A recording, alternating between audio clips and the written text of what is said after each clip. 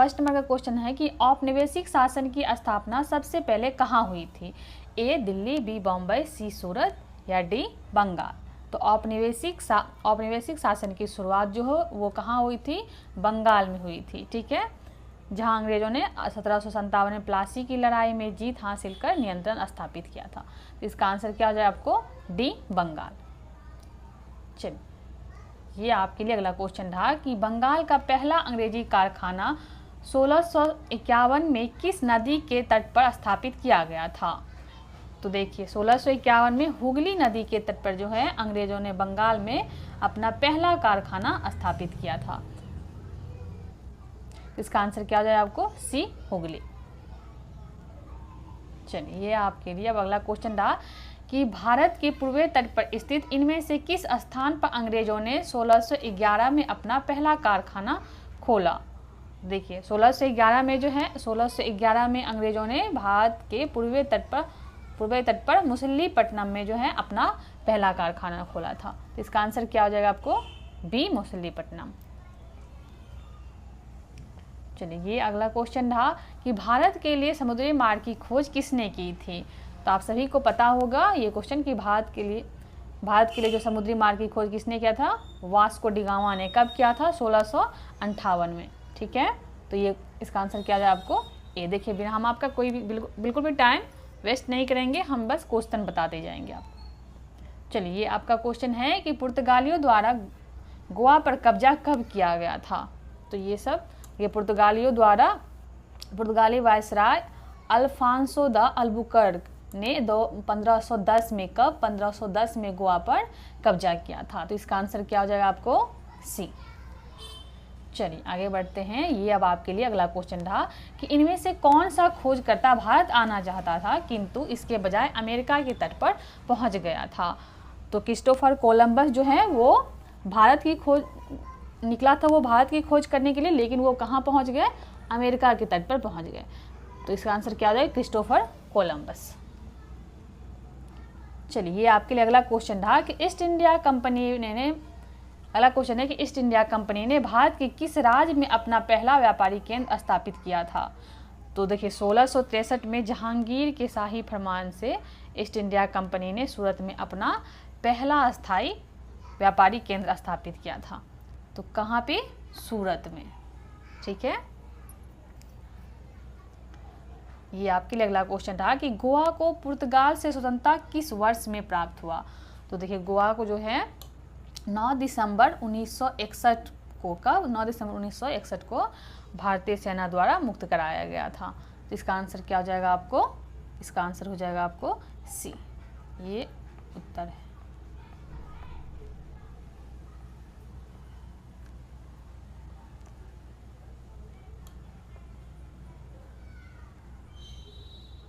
तो इसका आंसर क्या हो जाएगा? सी।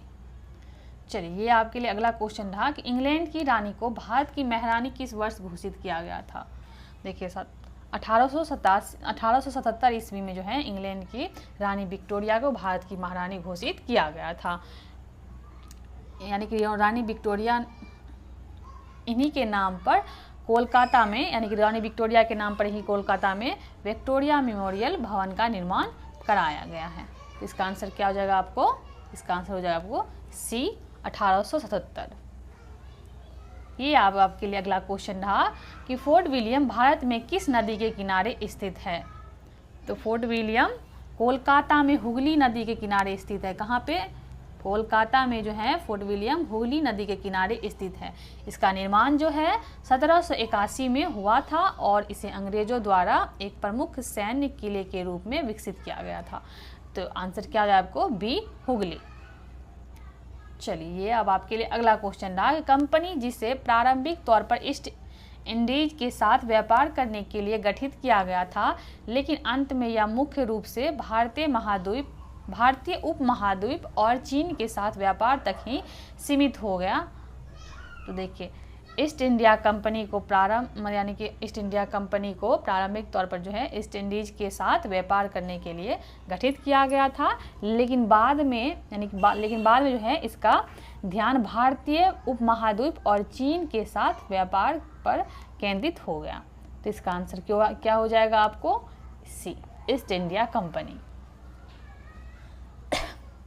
ये आपके लिए अगला क्वेश्चन था कि पहला कर्नाटक युद्ध किस स्थान पर फ्रांसीसी सेना द्वारा कब्जा किए जाने के बाद लड़ा गया था? तो 1746 से 1746 से 1748 ईस्वी में पहला कर्नाटक युद्ध लड़ा गया था, जब फ्रांसीसी गवर्नर ने मद्रास पर कब्जा कर लिया था। कहाँ पे? मद्रास पे जब फ्रांसीसी गवर्नर ने कब्जा कर लिया था तब लड़ा गया था। कब? 1746 से 1748 ईस्वी में। कहाँ पे लड़ा गया था? मद्रास। ठीक है, यानी कि मद्रास पे जब कब्जा कर लिया था तब। ठीक है, चलिए अब आपके लिए अगला क्वेश्चन था कि भारत के पहले पुर्तगाली वायसराय द्वारा 1505 में किस किले का निर्माण कराया गया था? तो देखिए, सेंट एंजोल फोर्ट का निर्माण जो है वो 1505 में केरल के कन्नूर सेंट एंजोल फोर्ट का निर्माण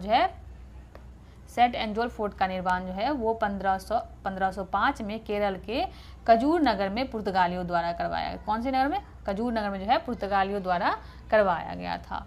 तो इसका आंसर क्या आ जाएगा आपको? इसका आंसर है आपका ए, सेंट एंजोल फोर्ट। ठीक है, भारत के पहले पुर्तगाली वायसराय द्वारा यानी 1505 में जो है किस किले का निर्माण कराया गया था? सेंट एंजोल फोर्ट का। ये आपके लिए अगला क्वेश्चन था कि भारत में ब्रिटिश और भारतीय के बीच निम्नलिखित में से कौन सा युद्ध शामिल नहीं है? तो देखिए, इसमें जो है यानी कि एंग्लो बांग्ला युद्ध जो है वो कोई वास्तविक युद्ध नहीं है। ठीक है, जबकि एंग्लो मराठा, एंग्लो सिख और एंग्लो मैसूर युद्ध जो है ये ब्रिटिश और भारतीय राज्यों के बीच में लड़े गए थे। ये तो इसका आंसर क्या हो जाएगा आपको? इसका आंसर हो जाएगा डी, एंग्लो बांग्ला। ये कोई युद्ध नहीं हुआ था, ये वास्तविक युद्ध नहीं है हम कह सकते हैं, यानी कि ये युद्ध हुआ ही नहीं था, ऐसा प्रकार का कोई युद्ध।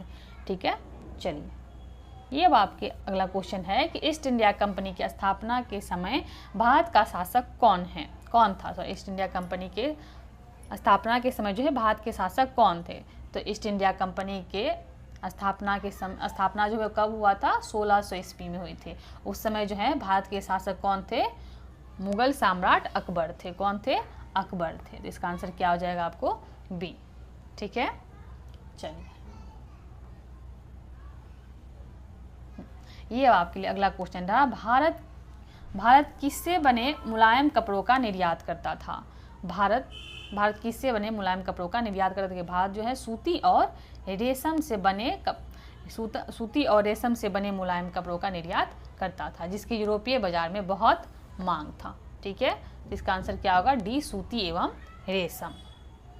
ठीक है, अगर आप मॉडर्न हिस्ट्री के थ्योरी के बारे में जानना चाहते हैं, अगर आपको थ्योरी पढ़ना है तो बहुत सारी क्लास जो है यानी कि लेक्चर पढ़ा हुआ है मेरे चैनल पर, आप जाके देख सकते हैं। ठीक है, हम बस यहाँ पे क्वेश्चन से रिलेटेड जितना है बस उतना बता पा रहे, क्योंकि अगर हम ज़्यादा बताएंगे आपको तो फिर क्या होगा, क्लास बहुत लंबा खींच जाएगा। तो इसलिए हम आपको शॉर्ट में बताते जा रहे हैं, यानी क्वेश्चन से रिलेटेड जितना बताना चाहिए उतना हम आपको बता रहे हैं। यदि आपको विशेष जानकारी चाहिए तो आप इसके लिए मेरे चैनल पे जाइए और देखिए लेक्चर। तो ये चलिए अगला क्वेश्चन क्या है? अंग्रेजी ईस्ट इंडिया कंपनी ने खुद को भारत में किस समय अवधि के दौरान स्थापित किया था? तो देखिए, अंग्रेजी ईस्ट इंडिया कंपनी 1600 से 1612 ईस्वी के दौरान जो है भारत में अपने व्यापारिक केंद्र स्थापित की थी। तो इसका आंसर क्या हो जाएगा आपको? ए, 1600 से 1612 के बीच। ठीक है, ये अब आपके लिए अगला क्वेश्चन था कि अंग्रेजी ईस्ट इंडिया कंपनी को किस नाम से भी जाना जाता है? तो अंग्रेजी ईस्ट इंडिया कंपनी को जो है जॉन कंपनी के नाम से भी जाना जाता है। कौन सी कंपनी के नाम से? जॉन कंपनी के नाम से। ठीक है, चलिए ये अब आपके लिए अगला क्वेश्चन रहा कि निम्नलिखित में से किस आंदोलन ने गोवा में पुर्तगाली राज को समाप्त करने में महत्वपूर्ण भूमिका निभाई थी? तो गोवा में जो है मुक्ति आंदोलन ने गोवा में पुर्तगाली शासन को समाप्त करने में महत्वपूर्ण भूमिका निभाई थी। कौन से आंदोलन? मुक्ति आंदोलन। तो इसका आंसर आपको क्या हो जाएगा? ए, गोवा मुक्ति आंदोलन। ठीक है, चलिए ये अब आपके लिए अगला क्वेश्चन था कि 1600 ईस्वी में भारत में व्यापार चौकियों की स्थापना करने के लिए अधिकार दिया। तो 1600 ईस्वी में जो है भारत में व्यापार चौकियों की स्थापना करने के लिए महारानी एलिजाबेथ प्रथम ने, किसने, महारानी एलिजाबेथ प्रथम ने ईस्ट इंडिया कंपनी को अधिकार दिया था। तो इसका आंसर क्या है आपको ए, महारानी एलिजाबेथ प्रथम। यानी कि चलिए, ये अब आपके लिए अगला क्वेश्चन रहा कि वास्को डिगामा भारत कब आया। तो वास्को डिगामा जो है वो भारत कब आया था, 1498 ईस्वी में। कब आया था, 1498 में। चलिए, ये अब आपके लिए अगला क्वेश्चन रहा कि वास्को डिगामा भारत में समुद्र के रास्ते से पहला कदम किस शहर के नज़दीक रखा था। तो वास्को डिगामा जो है वो कब आया था, 1498 में आया था। वो जब आए थे तो पहले कालीकट पहुंचा था। कहाँ पे, कालीकट पहुंचे थे। तो भारत, तो इसका आंसर क्या हो जाएगा आपको, सॉरी माफ़ कीजिएगा, आंसर हो जाएगा आपको डी, कालीकट। ठीक है, चलिए, ये आपके लिए अगला क्वेश्चन रहा कि ये अब आपके लिए अगला क्वेश्चन रहा कि पुर्तगालियों द्वारा वर्ष 1662 में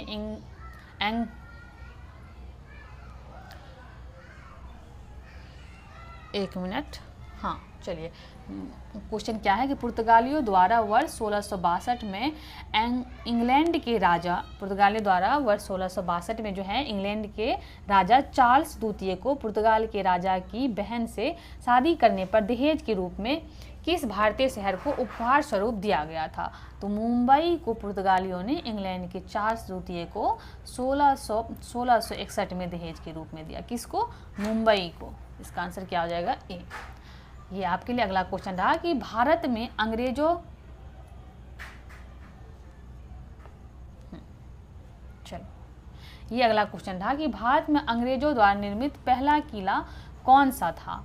तो भारत में अंग्रेजों द्वारा निर्मित जो पहला किला है वो कौन सा था, फोर्ट सेंट जॉर्ज था। कौन सा, फोर्ट सेंट जॉर्ज। तो इसका आंसर क्या होगा, ए। चलिए, अब आपके लिए अगला क्वेश्चन रहा, केप ऑफ गुड होप कहाँ स्थित है। तो केप ऑफ गुड होप जो है वो दक्षिण अफ्रीका में स्थित है। कहाँ पे, दक्षिण अफ्रीका में।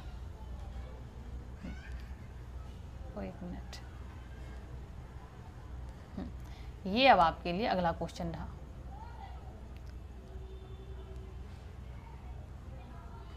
कि ईस्ट इंडिया कंपनी को 31 दिसंबर को महारानी एलिजाबेथ प्रथम द्वारा अंग्रेजी रॉयल चार्टर दिया गया था। यानी कि 31 दिसंबर 1600 को महारानी एलिजाबेथ प्रथम ने ईस्ट इंडिया कंपनी को 15 वर्ष के लिए, कितने वर्ष के लिए, 15 वर्ष के लिए पूर्वी देश में व्यापार करने का अधिकार देने वाला रॉयल चार्टर जारी किया था।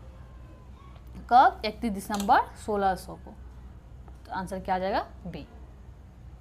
चलिए, ये अब आपके लिए अगला क्वेश्चन रहा कि महारानी एलिजाबेथ प्रथम द्वारा हस्ताक्षरित एक चार्टर के माध्यम से ईस्ट इंडिया कंपनी की गठन हुआ था। तो कब हुआ था, 1600 में। ठीक है, चलिए, अब आपके लिए अगला क्वेश्चन रहा। अगला क्वेश्चन है कि अंग्रेजों ने भारत में क्षेत्रों को प्रांतों में विभाजित किया, जिन्हें क्या कहा जाता है।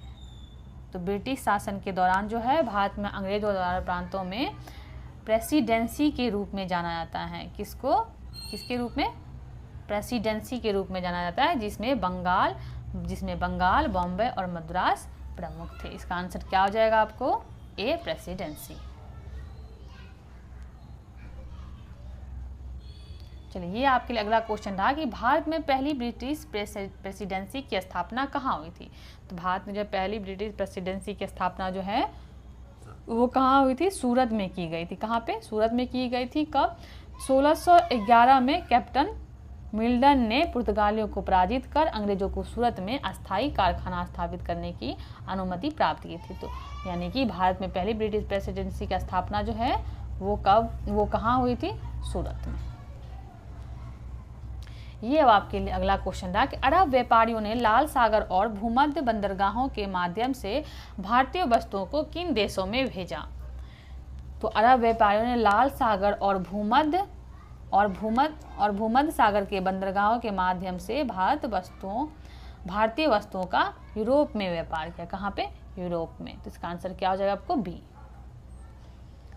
ये अब आपके लिए अगला क्वेश्चन रहा 31 नंबर का कि शिवाजी ने 1660 के दशक में हमलों की श्रृंखला का नेतृत्व करने के लिए किस रणनीति का उपयोग किया? तो देखिए शिवाजी 1660 के दशक में जो है गुरिल्ला रणनीति का उपयोग कर हमलों की श्रृंखला का नेतृत्व किया था।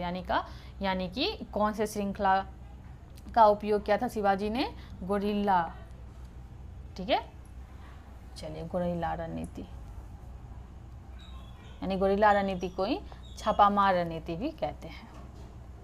चलिए ये आपके लिए अगला क्वेश्चन रहा कि शिवाजी का जन्म इनमें से किस किले में हुआ था? शिवाजी का जन्म जो है वो शिवनेरी किले में हुआ था। कहाँ पे?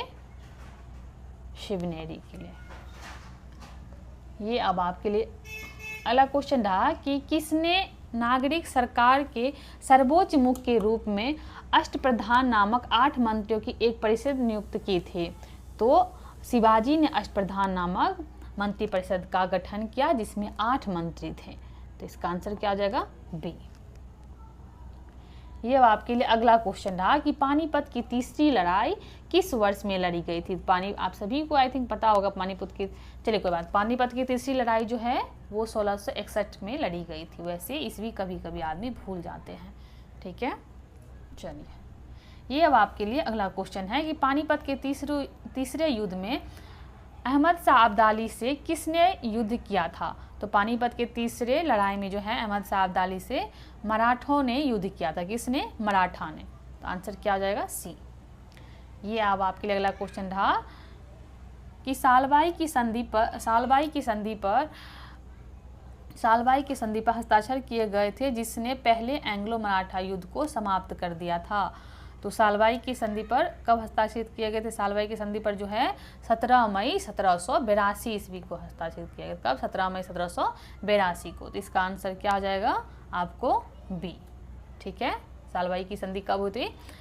17 मई 1782 को। ये अगला क्वेश्चन रहा कि मराठों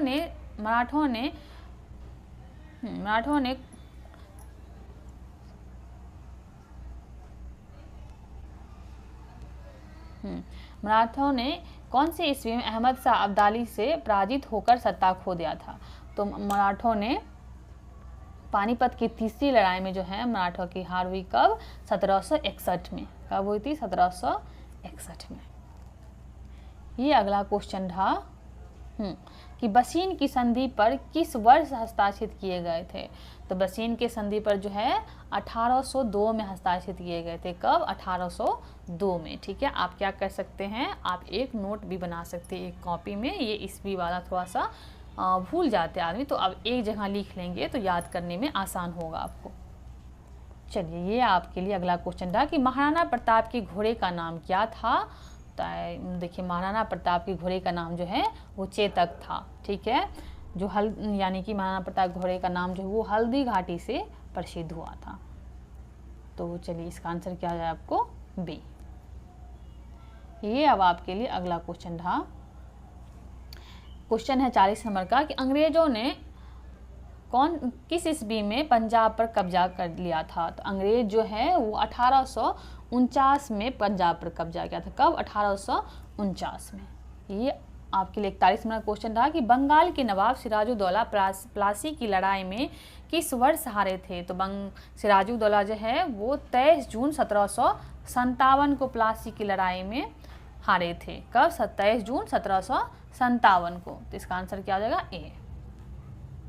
ये आपके लिए अगला क्वेश्चन रहा कि प्लासी का युद्ध ईस्ट इंडिया कंपनी और किसके बीच हुआ था? तो प्लासी का युद्ध जो है वो ईस्ट इंडिया कंपनी और बंगाल के नवाब सिराजुद्दौला के बीच हुआ था। तो आंसर क्या हो जाएगा आपको? बी, बंगाल के नवाब। ये अगला क्वेश्चन रहा कि प्लासी का युद्ध ईस्ट इंडिया कंपनी के खिलाफ किसने लड़ा था? तो पता ही होगा कि प्लासी के खिलाफ जो है, क्योंकि पहले क्वेश्चन भी हम कर चुके हैं इस पे, प्लासी की लड़ाई जो है वो सिराजुद्दौला ने ईस्ट इंडिया कंपनी के खिलाफ लड़ी थी। तो आंसर क्या आ जाएगा? बी। ये अब अगला क्वेश्चन रहा। ये 43 नंबर का क्वेश्चन है कि सहायक संधि की प्रणाली की स्वीकार करने वाला पहला भारतीय मूल का शासक कौन था? तो सहायक संधि को स्वीकार करने वाला पहला भारतीय शासक जो है वो हैदराबाद का निजाम था। कहाँ का? हैदराबाद का निजाम। ये अगला क्वेश्चन रहा कि प्लासी की लड़ाई के बाद अंग्रेजों ने भारत में राजनीतिक सत्ता हासिल कर ली थी। यह लड़ाई किस वर्ष में हुई थी? प्लासी के लड़ाई के बाद 1757 ईस्वी में हुई थी। कब हुई थी? प्लासी की लड़ाई जो है वो 1757 में हुई थी, है ना। चलिए, तो ये आंसर क्या आ जाएगा? ए। ये अब अगला क्वेश्चन रहा कि हैदराबाद का अंतिम निजाम कौन था? हैदराबाद का अंतिम निजाम जो है वो कौन था? मीर उस्मान अली खान। मीर उस्मान अली खान। चलिए, ये अगला क्वेश्चन रहा आपके लिए। क्वेश्चन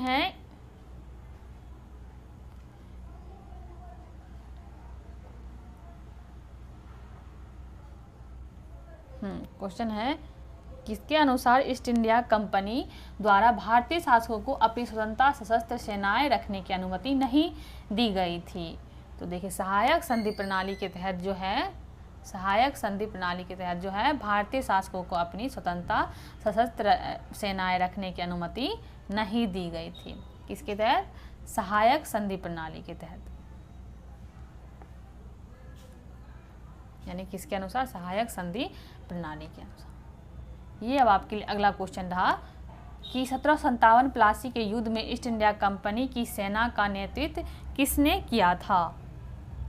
तो ईस्ट इंडिया कंपनी यानी कि प्लासी की लड़ाई का नेतृत्व में ईस्ट इंडिया कंपनी की ओर से कौन थे? रॉबर्ट क्लाइव थे। कौन थे? रॉबर्ट क्लाइव, यानी कि ईस्ट इंडिया कंपनी की तरफ से सेना का नेतृत्व किसने किया था? रॉबर्ट क्लाइव ने। ये अगला क्वेश्चन रहा कि हैदर अली कहाँ के शासक थे? तो हैदर अली जो है वो कहाँ के शासक थे? हैदर अली ने 1761 में मैसूर का शासक बनने के बाद मैसूर पर शासन किया था, यानी कि हैदर अली जो है वो कहाँ के शासक थे? मैसूर के। तो आंसर क्या आ जाएगा? सी। ये अगला क्वेश्चन रहा आपका कि प्लासी और बक्सर की लड़ाई ने किस क्षेत्र में अंग्रेजी शासन की स्थापना की थी? प्लासी और बक्सर की लड़ाइयों ने बंगाल में अंग्रेजों की शासन की नींव रखी। कहाँ पे? बंगाल में। 50 नंबर का क्वेश्चन है कि प्लासी युद्ध किस तिथि को लड़ा गया था? तो प्लासी युद्ध जो है हम पहले भी बात कर चुके, 23 जून 1757 को लड़ा गया था। कब? 23 जून 1757 को। आगे क्या है कि ब्रिटिश द्वारा प्लासी युद्ध किसके नेतृत्व में लड़ा गया था? तो ब्रिटिश द्वारा जो प्लासी का युद्ध रॉबर्ट क्लाइव के नेतृत्व में लड़ा गया था। ठीक है, चलिए ये आगा। यस, ये 52 नंबर का क्वेश्चन है कि हैदर अली ने अंग्रेजों के साथ मद्रास संधि पर हस्ताक्षर किए, जिसमें दोनों किसके खिलाफ परस्पर मदद के लिए सहमत हुए थे? तो हैदर अली ने अंग्रेजों के साथ जो मद्रास संधि पर हस्ताक्षर किए और दोनों ने मराठों के खिलाफ परस्पर मदद के लिए सहमति दी थी। किसके? मराठों के खिलाफ। तो आंसर क्या हो जाएगा आपको? सी। ये आपका अगला क्वेश्चन रहा। भारत की स्वतंत्रता से पहले सबसे बड़ा सामंती राज्य कौन सा था? भारत की स्वतंत्रता से पहले जो है सबसे बड़ा सामंती राज्य हैदराबाद था। कौन सा? हैदराबाद। अगला क्वेश्चन है कि तृतीय मैसूर युद्ध कब से कब लड़ा गया था? तो तृतीय मैसूर युद्ध जो है वो 1790 से लेके 92 तक लड़ा गया था। ठीक है, चलिए अगला क्या है कि तृतीय अंगल मैसूर युद्ध के समाप्त होने के बाद किस संधि पर हस्ताक्षरित किए गए थे? तो तृतीय अंगल मैसूर युद्ध समाप्त होने के बाद जो है वो श्रीरंगपट्टनम की संधि पर हस्ताक्षरित किए गए थे। किस पे? श्रीरंगपट्टनम की संधि पे। आगे है कि प्लासी की लड़ाई किस नदी के तट पे हुई थी? तो प्लासी की लड़ाई जो है वो भागीरथी तट पे हुई थी। कहाँ पे? भागीरथी तट पे। क्वेश्चन है 57 नंबर क्वेश्चन है कि 1793 में बंगाल की अस्थाई बंदोबस्ती लागू करने वाले वायसराय कौन थे? तो देखिए, लॉर्ड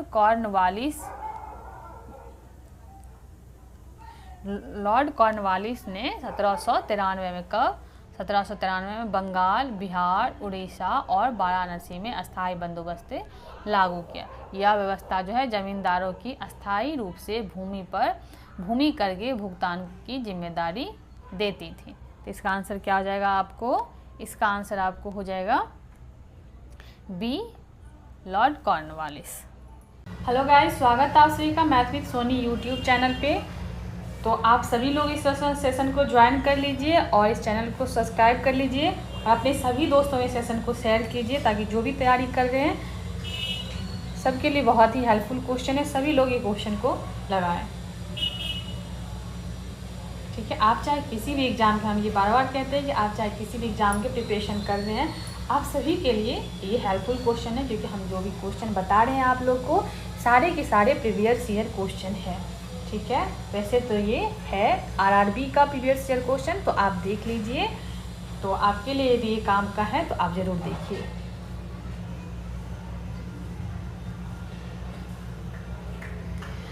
चलिए, क्वेश्चन है आपका कि निम्नलिखित में से कौन कर्नाटक संगीत का एक राग है। कर्नाटक संगीत का राग कौन सा है? ऑप्शन क्या सब है? तुमड़ी, सिंधु भैरवी या ख्याल या डी टप्पा। तो देखिए, सिंधु भैरवी जो है वो कर्नाटक शास्त्रीय संगीत का राग है। कौन सा? सिंधु भैरवी कर्नाटक का शास्त्रीय राग, यानी सिंधु भैरवी जो वो क्या है? कर्नाटक का शास्त्रीय राग है। एक मिनट, पेन। यस, शास्त्रीय राग जो है वो क्या है? सिंधु भैरवी। ठीक है, लेकिन ये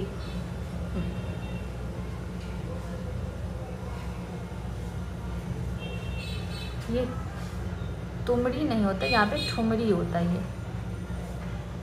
ठीक है, ये है, ये ठुमरी होता। ठीक है, और ठुमरी, ख्याल और टिप्पा जो है, यानी कि ठुमरी, ख्याल, टिप्पा जो है ये हिंदुस्तानी शास्त्रीय संगीत का राग है।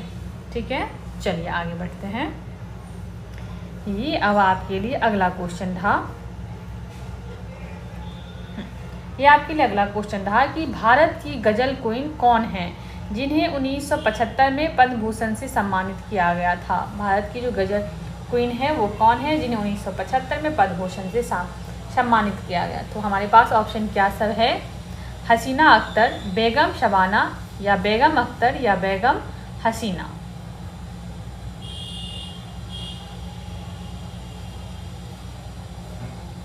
बताइए आप लोग। देखिए, बेगम अख्तर जो है वो भारत की गजल क्वीन कहलाती है। कौन? बेगम अख्तर। ठीक है, बेगम अख्तर को 1975 में, कब? 1975 में पद्म भूषण से सम्मानित किया गया था। इनका जन्म जो है 7 अक्टूबर 1914 में फैजाबाद में हुआ था। कहाँ पे? फैजाबाद, 7 अक्टूबर 1914 में फैजाबाद में इनका जन्म हुआ था। ठीक है, यानी कि बेगम अख्तर को भारत का गजल क्वीन कहा जाता है। किसको? बेगम अख्तर को। चलिए आगे बढ़ते हैं। ये अब आपके लिए अगला क्वेश्चन था आपके स्क्रीन पे कि क्वेश्चन है कि पंडित नारायण राव बोर्ड किस हिंदुस्तानी शास्त्रीय संगीत घराने से संबंधित है? तो ऑप्शन ये आपके स्क्रीन पे रहा कि किराना घराना, बनारस घराना, रामपुर घराना या ग्वालियर घराना। तो पंडित नारायण बोस जो है वो ग्वालियर घराने से संबंधित थे। कहाँ से? ग्वालियर घराने से संबंधित थे।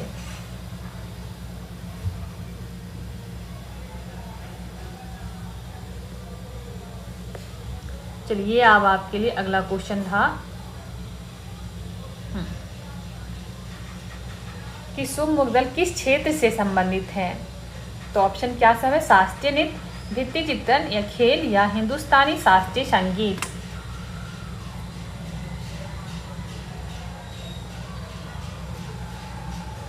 देखिए, यानी कि सुबह मुद्गल जो है वो हिंदुस्तानी शास्त्रीय संगीत है। सुबह मुद्गल जो है वो हिंदुस्तानी शास्त्रीय संगीत है।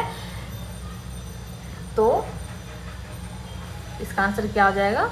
डी। ठीक है,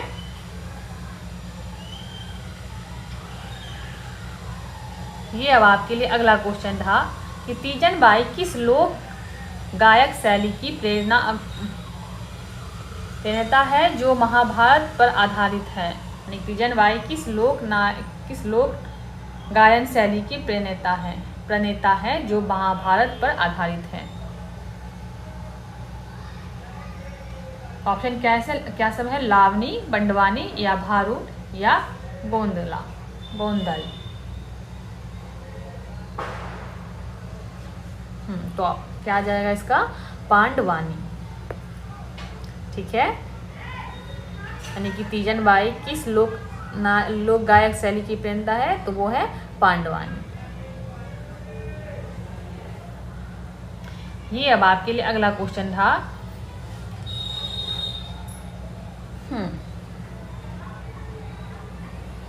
कि वी बलसार किस संगीत वाद्य यंत्र से संबंधित है? वी बलसार जो है वो किस वाद्य यंत्र से संबंधित है?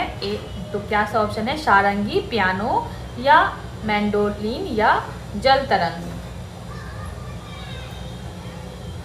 तो वी बलसार जो है वो पियानो यंत्र से संबंधित, यानी कि पियानो वाद्य यंत्र से संबंध रखते हैं। इनका जन्म जो है, वी बलसार इनका जन्म जो है 22 जून 1922 को हुआ था। कहाँ हुआ था? 22 जून 1922 को हुआ था। कहाँ पे हुआ था? मुंबई में हुआ था। और इनकी मृत्यु जो है वो 24 मार्च 2005 को कोलकाता में हुआ था। ठीक है, तो इसका आंसर आपको क्या हो जाएगा? इसका आंसर आपको हो जाएगा बी, पियानो। चलिए, अब आपके लिए अगला क्वेश्चन था कि निम्नलिखित में से कौन संतूर वाद्य यंत्र से संबंधित नहीं है? संतूर वाद्य यंत्र से इसमें से कौन संबंधित नहीं है? तो ऑप्शन हमारे पास है कि भजन सोपोरी, उस्ताद अमजद अली खान या पंडित शिव कुमार शर्मा या तरुण भट्टाचार्य। बताइए, आप लोग भी कमेंट में बता सकते हैं आंसर क्या होगा।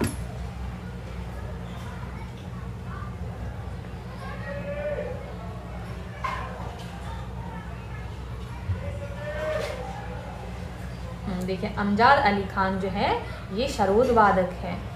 ठीक है, अमजद अली खान जो ये सरोद वादक है, इनको जो है भारत सरकार द्वारा 1991 में पद्म भूषण से भी सम्मानित किया गया था। ठीक है, 1991 में जो है इनको पद्म भूषण से भी सम्मानित किया गया था। इसका आंसर आपको क्या हो जाएगा? बी, उस्ताद अमजद अली खान। चलिए, ये आपके लिए अगला क्वेश्चन था कि पंडित हरिप्रसाद चौरसिया किस वाद्य यंत्र से संबंध है? तो ऑप्शन क्या सब है? वायलिन, तबला, बांसुरी या ईन।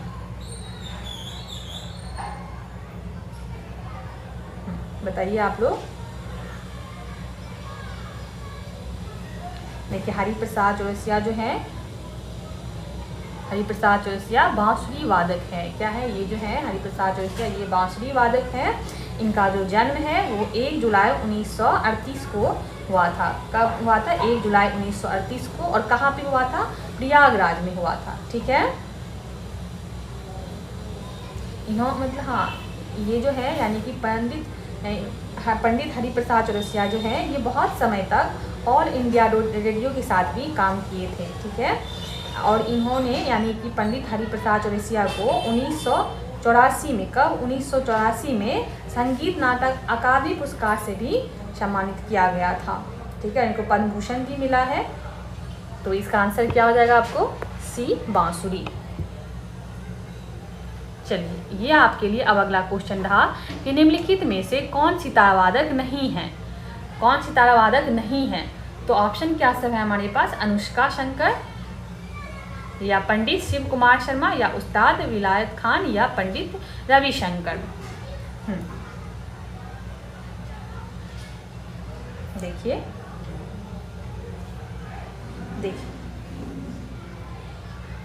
यानी कि सितार वादक कौन नहीं है ये पूछ रहा है। तो देखिए, इसमें से देखिए आप ऑप्शन देखिए और देखिए क्या है इसमें से सितार वादक कौन कौन है। तो पंडित शिव शंकर जो है ये सितार वादक ही है। उसके बाद उस्ताद विलायत खान जो है ये भी सितार वादक है। और उसके बाद अनुष्का शंकर जो है ये भी सितार वादक ही है। तो बच क्या रहा है? बच किसका नाम रहा है? अनुष्का शंकर जो है ये भी सितार वादक है। और उस्ताद विलायत खान जो है वो भी सितार वादक है। और पंडित शिव शंकर जो ये भी सितार वादक है। तो आप बच क्या रहा है? पंडित शिव कुमार शर्मा। ठीक है, पंडित शिव कुमार शर्मा। पंडित शिव कुमार शर्मा जो है ये संतूर वादक थे, ये सितार वादक नहीं थे। ठीक है, चलिए अब हम आगे बढ़ते हैं। ये अब आपके लिए अगला क्वेश्चन रहा कि इनमें से कौन सा वायु संगीत वाद्य यंत्र नहीं है। इनमें से कौन सा वायु संगीत वाद्य यंत्र नहीं है। तो ऑप्शन क्या सब है, खोल, शहनाई, खोल, शहनाई, सैक्सोफोन या तुरही।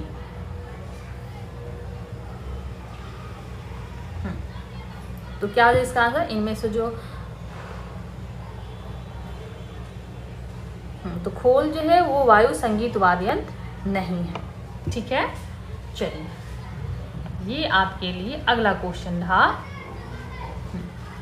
कि बिहार और नेपाल के मिथिला क्षेत्र में किस भारतीय कला रूप का प्रचलन है। बिहार और नेपाल के मिथिला क्षेत्र में किस भारतीय कला रूप का प्रचलन है। ए तो ऑप्शन ये आपके पास ऑप्शन ये क्या सब है। ऑप्शन है काल मेजुथु या तंजौर आर्ट या मधुबनी पेंटिंग या पटचित्र पेंटिंग। पहले देखिए बिहार और नेपाल के मिथिला क्षेत्र, ठीक है, बिहार में कुछ मिथिला क्षेत्र है, यानी कि बिहार के जो मिथिला क्षेत्र है वो कौन सा है। जैसे कि देखिए बिहार की मिथिला क्षेत्र, जैसे कि देखिए जब बिहार की मिथिला क्षेत्र क्या सब है, दरभंगा, पूर्णिया, मुजफ्फरपुर, मधुबनी, ये सब मिथिलांचल क्षेत्र है। ठीक है, और नेपाल के भी कुछ क्षेत्र है।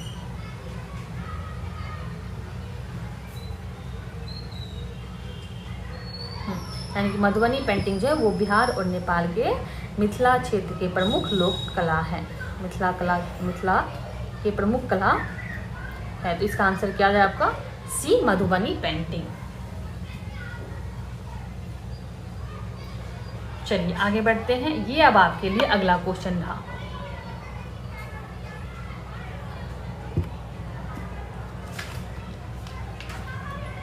अगला क्वेश्चन आपके लिए है कि थांका चित्रकला में किस प्रकार के कपड़ों पर भगवान के चित्र बने होते हैं। तो मधुबनी पेंटिंग जो है वो उसमें भगवान के चित्र बने होते हैं। किसमें, मधुबनी पेंटिंग में। ठीक है,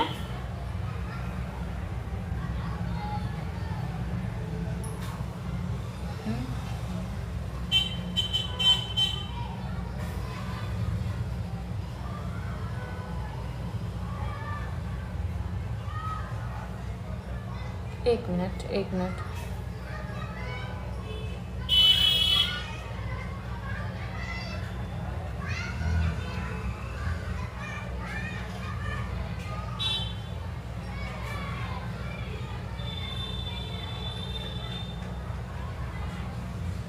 थाका चित्रकला किस प्रकार के कपड़ों पर भगवान के चित्र बने होते हैं।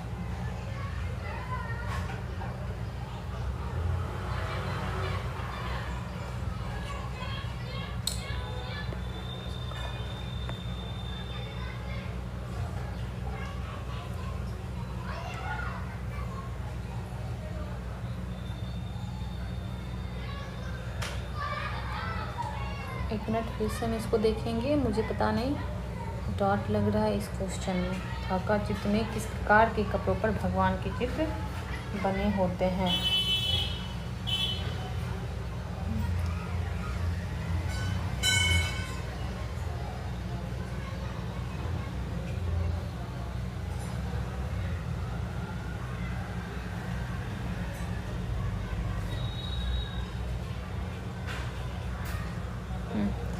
ये आपके लिए अगला क्वेश्चन था कि मधुबनी कला क्या है। तो ऑप्शन क्या है, कहानी कहने की कला या गुजरात की कला या बिहार में प्रचलित लोक कला या शहद निकालने की कला। ये मधुबनी कला जो बिहार में प्रचलित एक लोक कला है। ठीक है, बिहार में प्रचलित एक लोक कला है।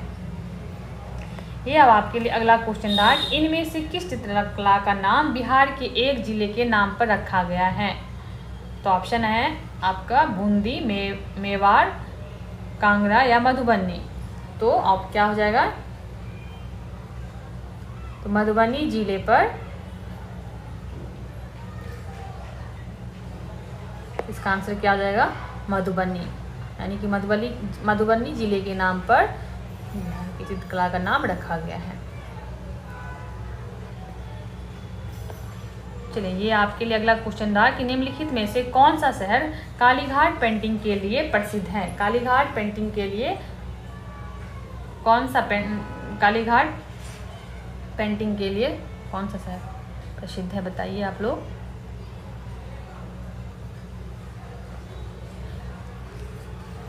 तो क्या हो जाएगा इसका आंसर? क्या है आपका? कोलकाता, क्योंकि कोलकाता के मशहूर काली मंदिर के पास जो कागज टाटा या कपड़ा का बना चित्र जो कि स्थानीय बाजार की मांग पर आधारित थे, उन्हें कालीकट के चित्र कहा गया। ठीक है,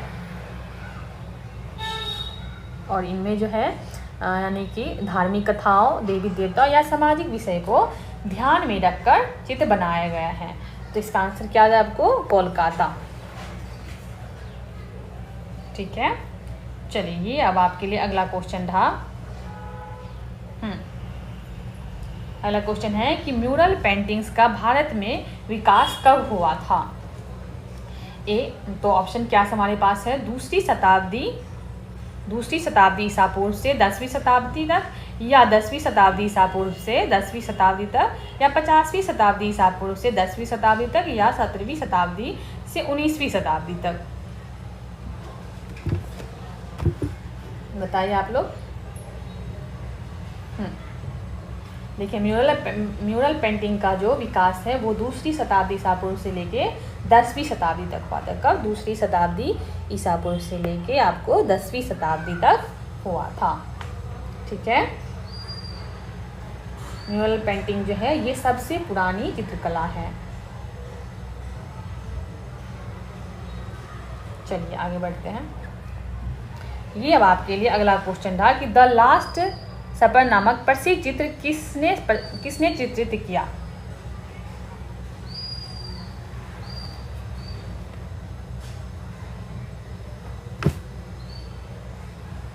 देखिए, द लास्ट सपर जो है वो लियोनार्ड द विंची द्वारा चित्रित किया गया है।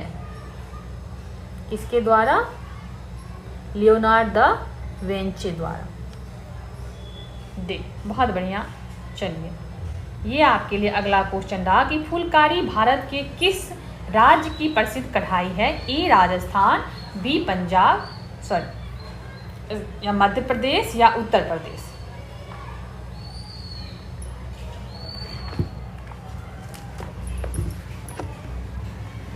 बताइए आप लोग।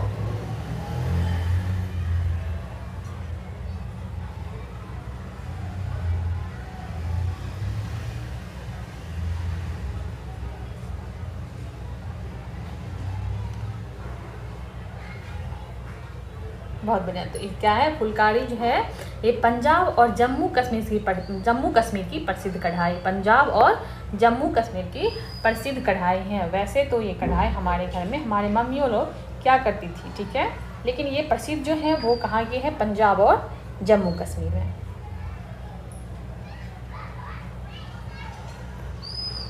चलिए, ये आपके लिए अगला क्वेश्चन रहा कि किस समकालीन चित्रकार ने महात्मा गांधी पर चित्रों की एक श्रृंखला बनाई थी।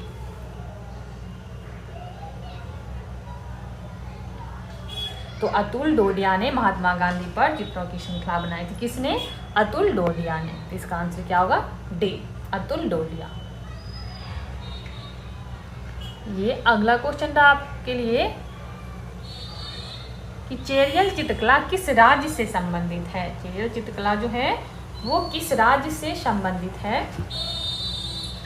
तो हमारे पास ऑप्शन क्या सब है? मध्य प्रदेश, आंध्र प्रदेश, तेलंगाना या कर्नाटक।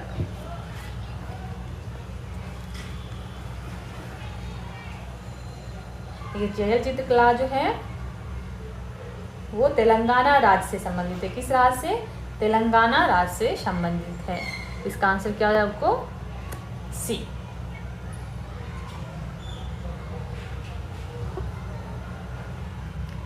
ये आपके लिए अगला क्वेश्चन रहा कि कलमकारी चित्रकला का मुख्य केंद्र किस राज्य में है। ऑप्शन है हमारे पास कर्नाटक, महाराष्ट्र, पश्चिम बंगाल या आंध्र प्रदेश। तो कलमकारी चित्रकला का जो मुख्य केंद्र है वो कहाँ पे है? आंध्र प्रदेश में। ठीक है, आंध्र प्रदेश में है। ओके, चलिए ये अब हमारे स्क्रीन पे अगला क्वेश्चन है कि जमदानी किस राज्य की पारंपरिक बुनाई है। ऑप्शन है तमिलनाडु, पश्चिम बंगाल या गुजरात या उत्तर प्रदेश।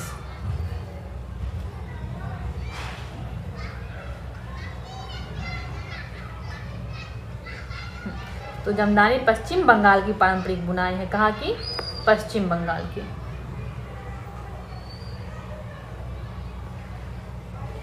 ये आपके लिए क्वेश्चन, ये अगला क्वेश्चन था कि भारत का पहला पोशाक संग्रहालय किस राज्य में स्थित है। ए गोवा, ऑप्शन है गोवा, उत्तर प्रदेश, महाराष्ट्र या पश्चिम बंगाल।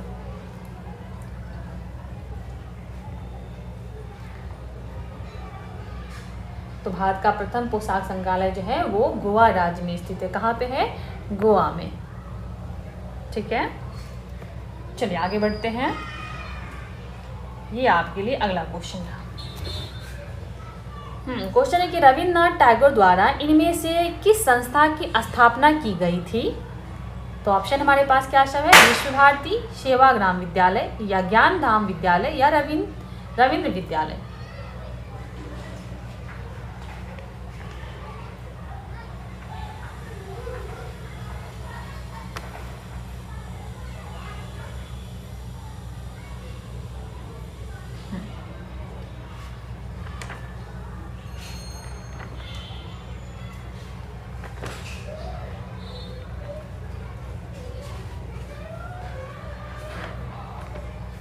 चलिए बताइए आप सभी लोग। जैसा कि आप सभी लोग को आई थिंक पता होगा कि विश्व भारती विश्वविद्यालय की स्थापना जो है वो रविन्द्रनाथ टैगोर ने किया था। ठीक है, यानी कि विश्व भारती की स्थापना जो रविन्द्रनाथ टैगोर ने किया था, कब हुआ था? 1921 में। यानी कि विश्व भारती विश्वविद्यालय की जो स्थापना है वो 1921 में किया गया था। ठीक है,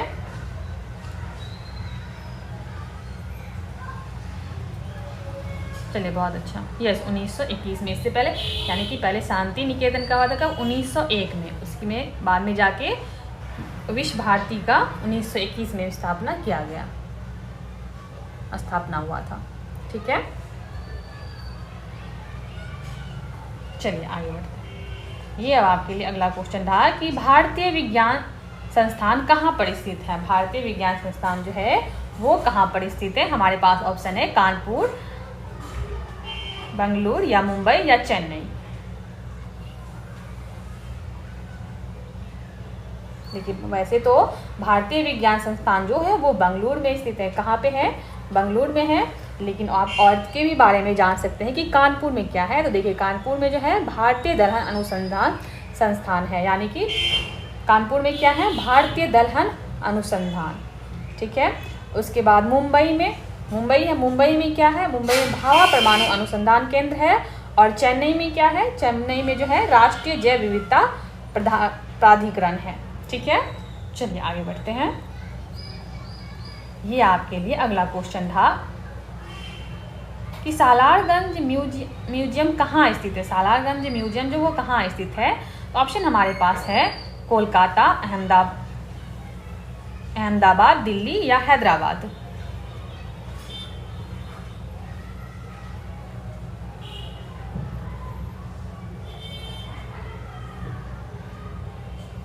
बताइए। देखिए सालारगंज संग्रहालय जो है वो वैसे तो हैदराबाद में स्थित है। ठीक है, लेकिन वैसे तो ये कहाँ पे स्थित है? हैदराबाद में स्थित है। लेकिन ये कोई छोटा मोटा म्यूजियम यानी कि ये कोई छोटा मोटा म्यूजियम नहीं है। ये जो है भारत का सबसे यानी कि एशिया का सबसे बड़ा और पुराना म्यूजियम है। ठीक है,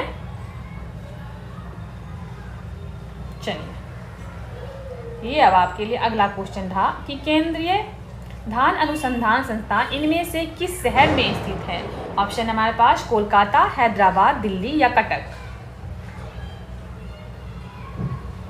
देखिए केंद्रीय धान अनुसंधान जो है वो कटक शहर में स्थित है। कहाँ पे है? कटक शहर में स्थित है। ठीक है, इसका स्थापना जो है कब हुआ था? 1946 में। ठीक, कब हुआ था? 1946 में। चलिए ये अब आपके लिए अगला क्वेश्चन रहा कि साहित्य अकादमी का मुख्यालय भारत के किस शहर में स्थित है। ऑप्शन हमारे पास है वाराणसी, नागपुर, नई दिल्ली या बेंगलुरु।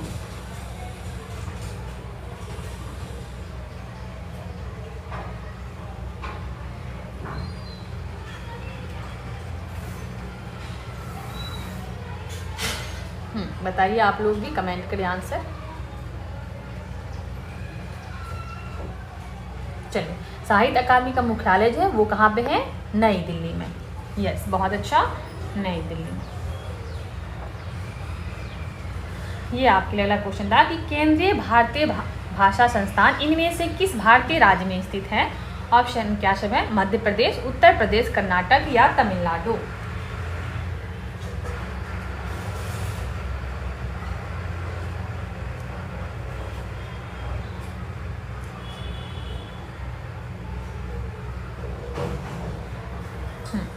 चलिए देखिए, केंद्रीय भारतीय संस्थान जो है वो कर्नाटक के मैसूर शहर में स्थित है। कहाँ पे? कर्नाटक के मैसूर शहर में स्थित है।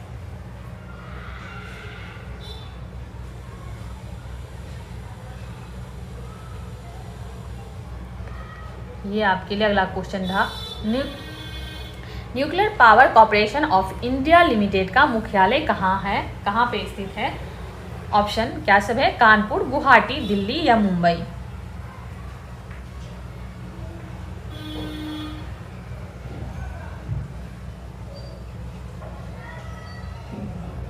देखिए, nuclear power corporation of India limited का मुख्यालय जो है वो कहाँ पे है? मुंबई में स्थित है। कहाँ पे? मुंबई में।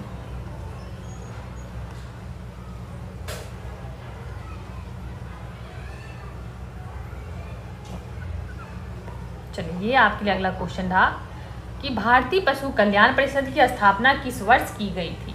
हमारे पास ऑप्शन है 1960 या 1968 या 1962 या 1965। तो भारतीय पशु कल्याण बोर्ड की स्थापना जो है वो कब की गई थी? 1962 में। कब? 1962 में।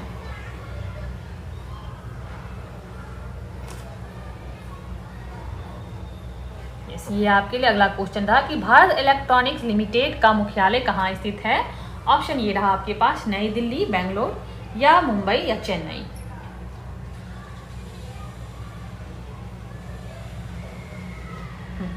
तो भारत इलेक्ट्रॉनिक्स लिमिटेड का जो मुख्यालय वो कहाँ पे है? बेंगलुरु।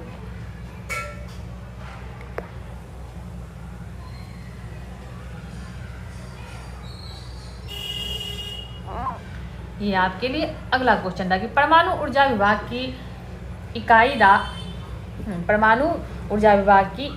राजा Ramanna Centre for Advance Technology कहाँ स्थित है।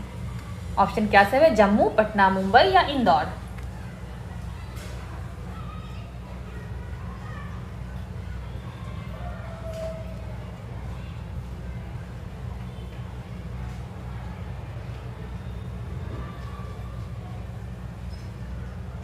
देखिए, Raja Ramanna Centre for Advance Technology जो है वो इंदौर में है। कहाँ पे?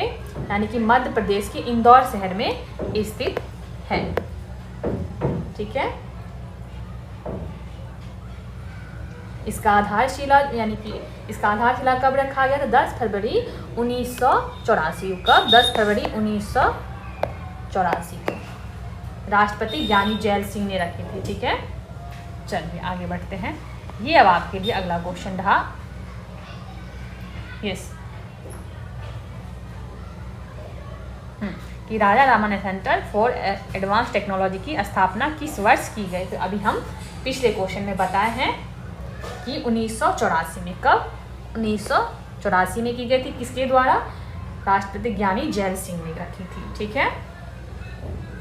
चलिए, ये अब आपके लिए अगला क्वेश्चन था कि भारतीय पुरातत्व सर्वेक्षण का मुख्यालय कहाँ स्थित है।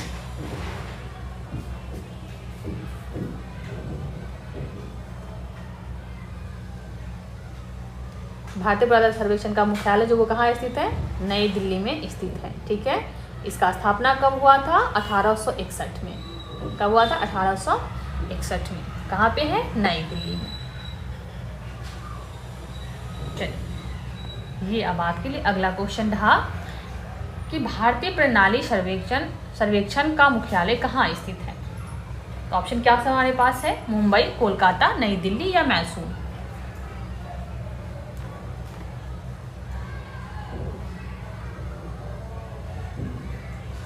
तो भारतीय प्रणाली सर्वेक्षण का जो है मुख्यालय कहाँ स्थित है, कोलकाता में। कहाँ है, कोलकाता में। इसका आंसर क्या आ जाएगा, कोलकाता। ठीक है।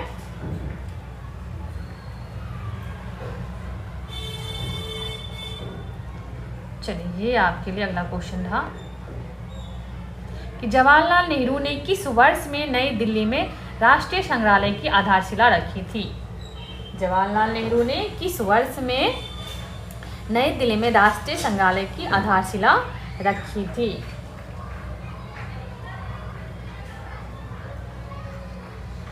तो जवाहरलाल नेहरू ने 12 मई 1955 को, कब, 12 मई 1955 को दिल्ली में राष्ट्रीय संग्रहालय की आधारशिला रखी थी।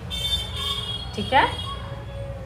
चलिए आगे बढ़ते हैं। ये अगला क्वेश्चन रहा आपके लिए कि टाटा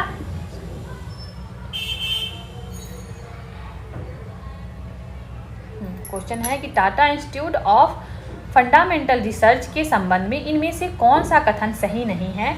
हमारे पास ऑप्शन है, भारत सरकार का एक राष्ट्रीय केंद्र, या निजी क्षेत्र का एक संस्थान, या परमाणु ऊर्जा विभाग द्वारा सहायता प्राप्त, या डीम्ड विश्वविद्यालय।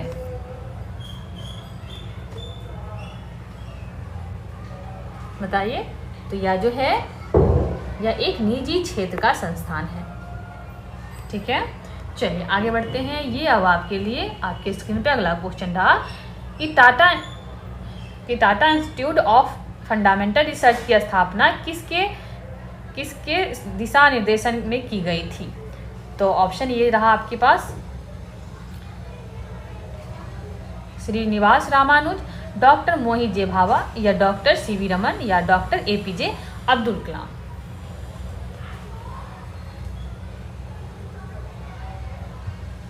बताइए। तो इसकी स्थापना जो है,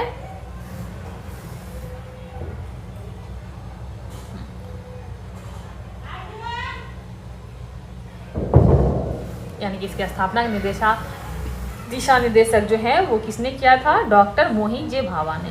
डॉक्टर मोहित जे भाभा ने।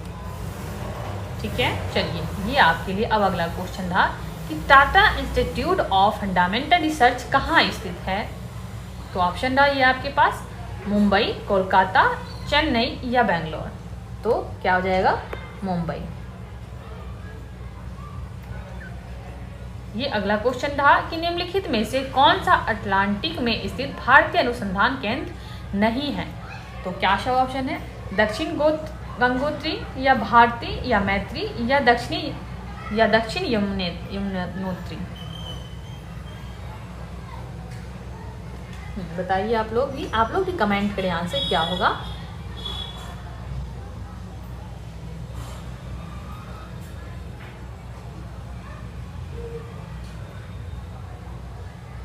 देखिए, अटलांटिक में जो है भारत के 3 अस्थायी अनुसंधान केंद्र है। कितने हैं, 3 हैं, जिसमें कि कौन कौन है, जिसमें कि दक्षिण गंगोत्री है, मैत्री है और भारती है। ठीक है। तो आपका आंसर क्या हो जाएगा, डी, दक्षिण यमुनोत्री जो है ये नहीं है। चलिए, ये आपके लिए अगला क्वेश्चन था कि अटलांटिक में भारत के पहले अभियान का सफलतापूर्वक नेतृत्व किसने किया था। तो अटलांटिक में भारत के पहले अभियान का सफलतापूर्वक नेतृत्व जो है वो डॉक्टर एस.जेड. कासिम ने किया था। किसने, डॉक्टर एस.जेड. कासिम ने। यस। चलिए, अब ये आपके लिए अगला क्वेश्चन था कि भारत में स्थित 2 आंतरिक प्रक्षेपण केंद्रों में से एक श्रीहरिकोटा कहाँ स्थित है। तो ऑप्शन ये आपके पास रहा कि आंध्र प्रदेश, केरल, कर्नाटक या तमिलनाडु। बताइए आप लोग।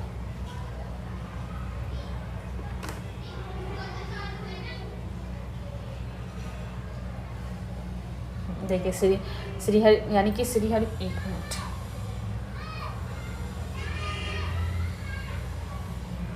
यानी श्रीहरिकोटा कहाँ स्थित है, वो आंध्र प्रदेश में है। कहाँ पे है, आंध्र प्रदेश में है। ठीक है, यहाँ पे क्या होता है, यहाँ से कृत्रिम सैटेलाइट लॉन्च किया जाता है।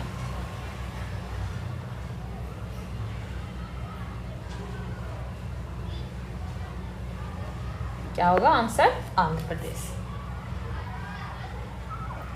चलिए, ये आपके लिए अगला क्वेश्चन था कि भारत के परमाणु ऊर्जा आयोग का मुख्यालय कहाँ स्थित है।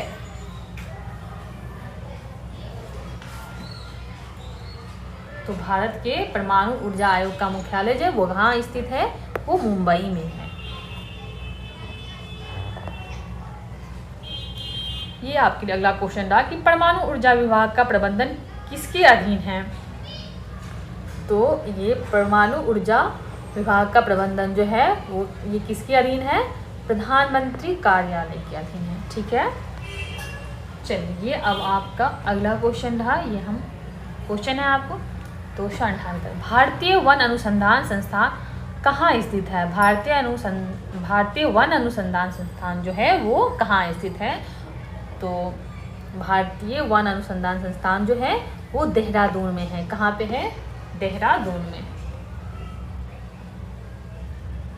ठीक है, चलिए आगे बढ़ते हैं।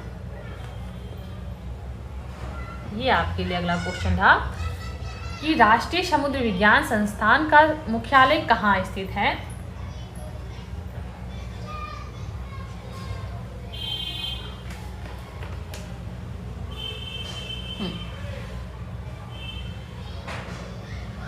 तो राष्ट्रीय समुद्र विज्ञान का संस्थान जो है, यानी कि राष्ट्रीय समुद्र विज्ञान का संस्थान का मुख्यालय जो है वह कहाँ है, वो गोवा में स्थित है। कहाँ पे है, गोवा में स्थित है। इसकी जो स्थापना वो कब हुई थी, वो 1 जनवरी 1966 को हुई थी। ठीक है, इसका आंसर क्या हो जाए आपको, डी, गोवा। चलिए, ये आपके लिए अगला क्वेश्चन रहा कि राष्ट्रीय पर्यावरण अभियांत्रिक अनुसंरक्षण संस्थान कहाँ स्थित है। तो ऑप्शन ये रहा आपके पास, इंदौर, पुणे, नैनीताल या नागपुर।